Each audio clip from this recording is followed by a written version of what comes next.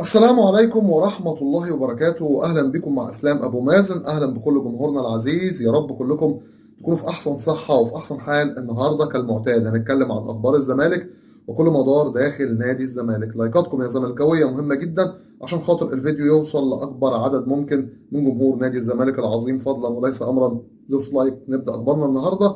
ومبدئيا كده رابطة الأندية قررت الآتي: مباريات الدوري كلنا عارفين انها بتشتغل الساعة 5 وبتشتغل الساعة 8.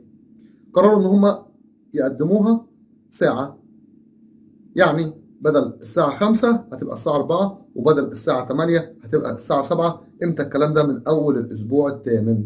خلاص مباريات الساعة 4 والساعة 7 بسبب التوقيت الشتوي. كل سنة وانتم طيبين وكل الناس طيبة، امين يا رب العالمين. وكمان سيف الجزيري المحامي بتاعه قال ان سبب الاختلاف بين اداره نادي الزمالك وسيف الجزيري ان العقد اللي اتمضى من كام شهر يا جماعه، اداره الزمالك حطت له عرض جديد وقالوا له لا تمضي باقل من العرض ده او العقد ده 40%.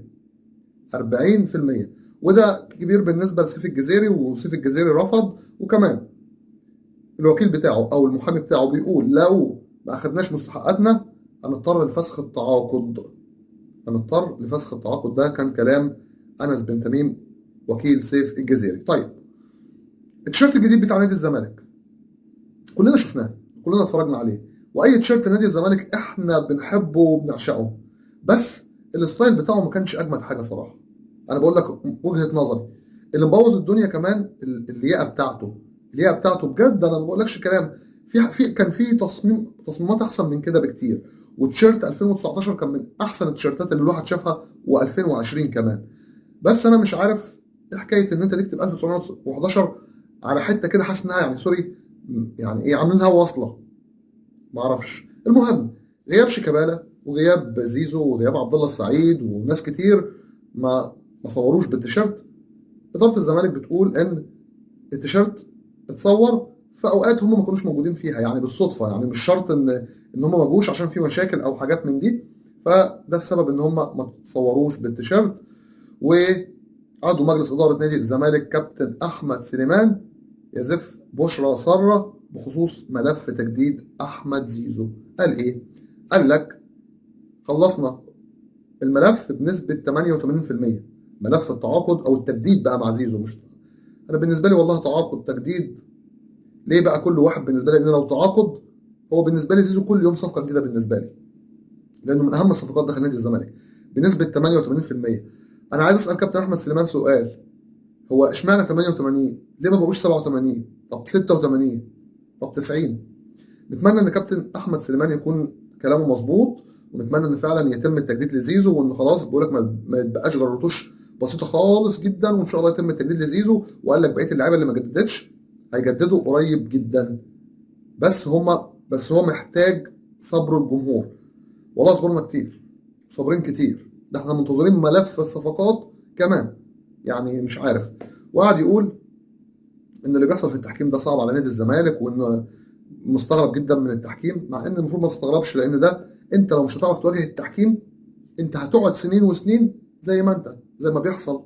يعني مثلا وليد عبد الرازق كلنا شفناه، حكم الاسماعيلاوي، في مره كان بيحكم من يناير 2023 او حاجه في اول 23، حكم ماتش للاهلي وحسب على الاهلي مش عارف باين ضربه جزاء، او حصل مشكله في الماتش وفي وقت ضايع ما كانش كتير، حاجه زي كده يعني. المهم ان النادي الاهلي من ساعتها، الراجل ده بقى له اكتر من سنه ونص يا جماعه ما حكمش للاهلي بجد. ما هو بص، والمباراه انتهت تعادل سلبي تقريبا. الحكم اللي ما بيكسبش، يعني اللي ما بيخليش اللي في ماتشه الاهلي ما بيكسبش، يمكن ما بيحكمش تاني. ولو حكم ما بيحكمش للاهلي. لو حكم ما بيحكمش للاهلي خلاص خلصت الحكايه وخلصت الروايه بتاعت التحكيم. كمان اتكلم على جروس وقال لك نصبر عليه، وان ما تنساش انت لسه اول الكونفدراليه ولسه اول الدوري ومش عارف ايه. بس انا مش عارف، هو احنا مش اول الدوري دلوقتي؟ احنا مش اول الدوري يا كابتن احمد سليمان. مباراتنا القادمه ان شاء الله يوم الاحد القادم مع نادي الاتحاد السكندري. ربنا يوفقنا امين يا رب العالمين في المباراه دي. كل نقطه ممكن تفقدها يمكن صعب ترجعها في الدور الثاني، اللي هيبقى 8 مباريات بس. 8 هتلعب مع 9 فرق بنفس نقاط الدور الاول. نتمنى، او هتلعب مع 8 فرق بنفس نقاط الدور الاول. نتمنى ان نادي الزمالك ان شاء الله يقدر يحقق لنا الفوز. عايز اقول لك بقى حاجه، امبارح في كلام اتقال وشائعات ان زيزو ووالده قعدوا مع اداره الزمالك ولم يتفقوا وحصل وش وحصل زعيق وكلام من ده. لا، الكلام ده ما حصلش بالمره، الكلام ده ما حصلش بالمره. تقريبا كابتن احمد سليمان قاله او لا، انا ما سمعتش بقى الحته دي من كابتن احمد سليمان، بس تقريبا ممكن يكون قالها، لكن ما حصلش اي جلسه. عشان خاطر في ناس كتير اتكلمت وقالت ان نادي الزمالك في حصل وش جوه وبين ابو زيزو وبين الاداره. لا، ما حصلش. كل واحد عاوز يعلي يعلي، وكل واحد عاوز يزود يزود، وهو هيجيب ريتش منين؟ حتى لو يضرب استقرار الزمالك. وغير الريتش في ناس بتبقى قاصده انها تبوظ العلاقات بين نادي الزمالك وبين زيزو. زيزو اللي اهم لاعب في الفريق، اهم لاعب. يعني مثلا هقول لك حاجه قبل ما اخش معاك على الخبر التالي.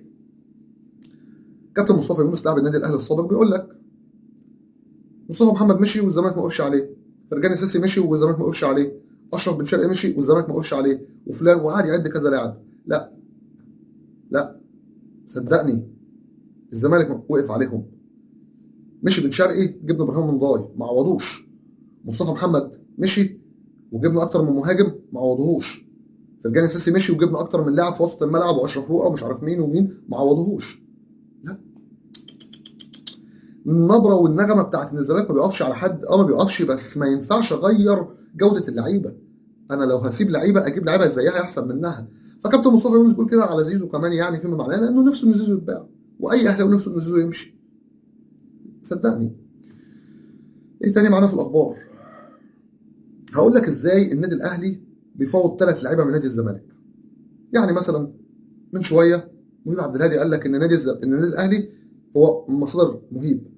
النادي الاهلي لو بيقول لك لو زيزو ما جددش لنادي الزمالك هيفاوضوا زيزو بسياستهم وبراتب معين. مش هيعدوا سقف التعاقدات، لا هيعدوا.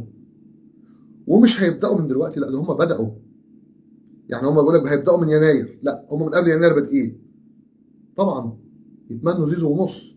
اللي خلاهم ياخدوا كهرباء قبل كده وياخدوا امام عاشور وياخدوا اي لاعب من الزمالك بيتمنوا طارق السعيد ومحمد صديق وناس كتير بقى، عواد وما تقفلش واسلام الشاطر ناس كتير.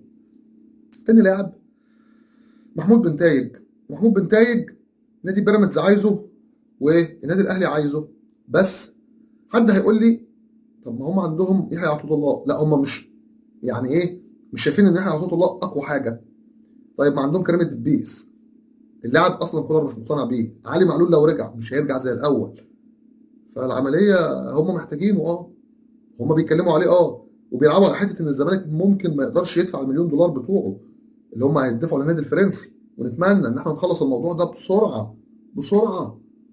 محمد حمدي برضه هيلعبوا على حته الوتر الحساس، ربنا يشفيه ويعافيه. هيلعبوا على حته ان هو نادي الزمالك واخده اعاره مع بند عدم احقيه الشراء. مفيش نيه شراء خلاص.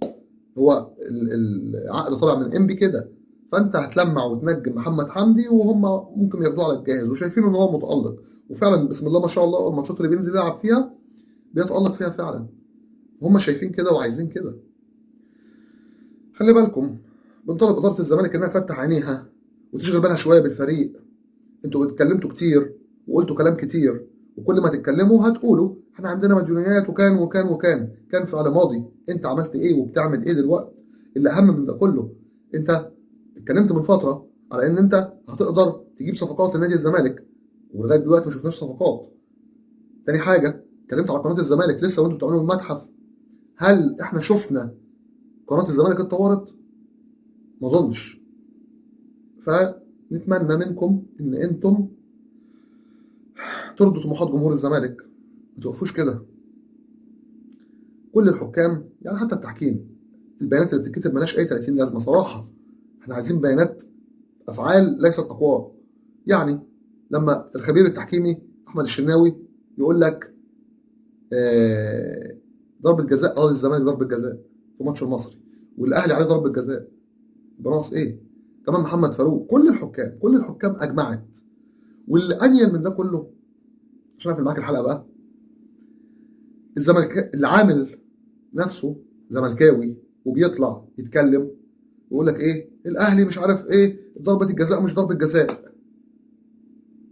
اللي على محمد الشناوي يا راجل، يروح جمهور الاهلي داخله في التعليقات. انا ماليش دعوه باللي بيمشي كده، هو ماشي طريقه كده، بيكسب ريتش الاهلاويه عشان يتفرجوا عليه. الاهلاويه يكتبوا لك في التعليقات ايه؟ انت تصدق عندك مصداقيه؟ تصدق ان انت فعلا نظيف؟ تصدق ان انت قلبك ابيض؟ تصدق ان انت فعلا محقاني؟ تصدق ان احنا بنتشرف ان احنا بنسمعك؟ اول مره نشوف زملكاوي ما شاء الله.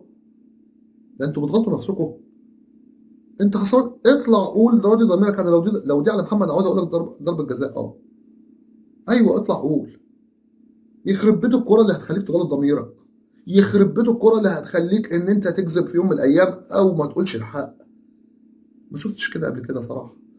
عشان الزمالك حب في قلبنا هندعم نادي الزمالك، مش هنتخلى ابدا عن نادي الزمالك، ودائما وابدا في ظهر نادي الزمالك الى ان ينتهي بنا العمر. اترككم في رعايه الله وامنه وحفظه، ولكم مني خالص حبي وتقديري واحترامي، وان شاء الله قادم افضل. عشان الزمالك حب في قلبنا، والسلام عليكم ورحمه الله وبركاته. يا احسن واعظم واوفى جمهور في الكون، جمهور نادي الزمالك العظيم.